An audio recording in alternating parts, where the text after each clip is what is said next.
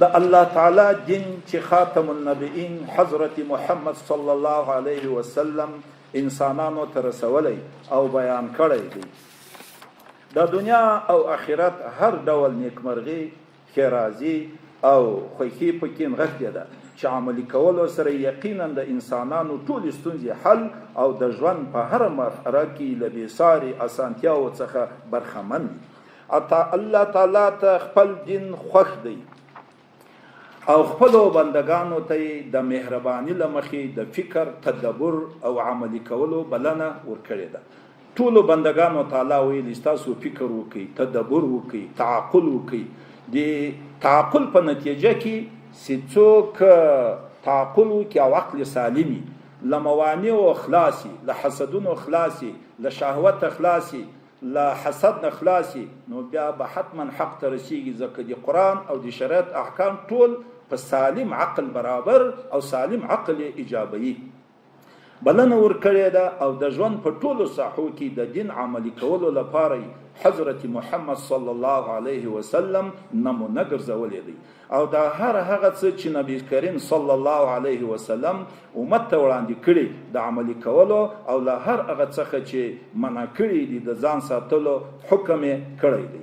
لکه څنګه چې الله جل جلاله په لاندې آیاتونو کې فرمایلی دي: بسم الله الرحمن الرحیم لقد کان لکم فی رسول الله اسوة حسنه.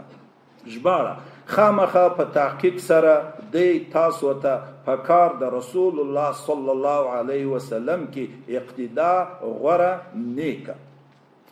لقد په تحقیق سره کان د لکم تاسو لره فی رسول الله ای فی افعال رسول الله صلی الله علیه وسلم اسوة نمونه، اقتدا حسنه نیکه. درنو حاضرینو، نن سبا دغه اقتدا کول په یو چا پورې، دا په یو محبت باندې بنایي، دا په یو تعلق باندې بنایي. ګورئ مریدان له خپلو پیرانو سره محبت کوي، ځکه لوغو سره یو وارې محبت جوړ کړی. شاګردان له خپلو استادانو سره محبت کوي، د هغوی اقتدا کوي، ځکه لوغوی سره یو تعلق جوړ کړی.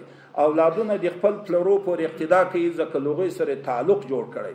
ځینې د موږ ځوانان له غربي فرهنګو سره یا له شرقي فرهنګو سره ځان برابري، ځکه لوغوی سره تعلق جوړ کړی ده. دلته اصل کې خبره د محبت ده، دلته خبره د اخلاص ده.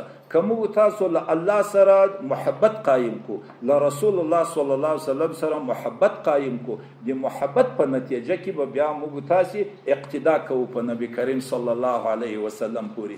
که تعلق نه وي موږ تاسو د رسول الله مابین کې تعلق نه وي، مینه نه وي، محبت نه وي، بیا تعلق سی ورسره جوړ نسی، بیا دلته اقتدا نه کیږي. همدا وجه ده چې ځینې ځوانان متاسفانه د رسول الله مبارک صلی الله علیه وسلم پورې د اقتدا کولو په جای باندې په نورو خلقو یا په نورو قومونو یا په نورو نژادونو پورې اقتدا ته هغه ترجیح ورکړی ده، خو دلته تعلق نه ده جوړ. نو الله پاک دې موږ تاسو ته توفیق راکړي چې له رسول الله صلی الله علیه وسلم سره خاص یو تعلق جوړ کو، ورسته له تعلقه، ورسته له محبته به بیا ان شاء الله موږ تاسو خپل حرکات، سکنات، کردار او اقوال او ژوند، زندگی، اجتماعي ژوند، انفرادي ژوند، تدریسي امور، دا به ټول د نبی کریم صلی الله علیه وسلم په نقش قدم باندې برابرو.